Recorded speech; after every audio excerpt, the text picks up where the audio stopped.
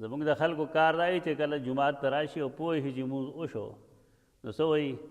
ما نه مونځ شوی دی قضا به یې وکړم چې قضا یې کوي نو سنت ورسره نه کوي مونځ خو چې قضا شي نو سنت خو ورسره داسې نشته چېرته کې په دین کې یو ګوره د فقه مسله ده یو د حدیث مسله ده حدیث کې خدای چې نبی کریم صلی الله علیه وسلم نه یو ځل د سحر مونځ شوی دی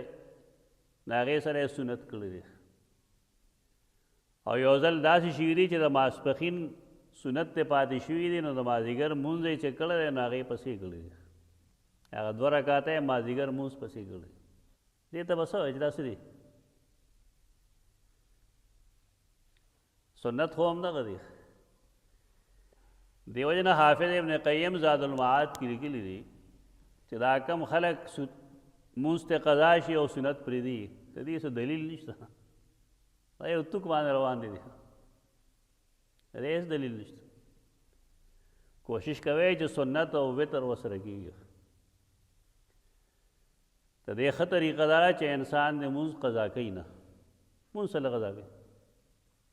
په ټایم د مونځ کې دا مسایل به ورته مخې ته نه راځي د نبی کریم صلی الله علیه وسلم 2 منځونه شوي دي او په هغې کې هغه خپل سنت کړي دي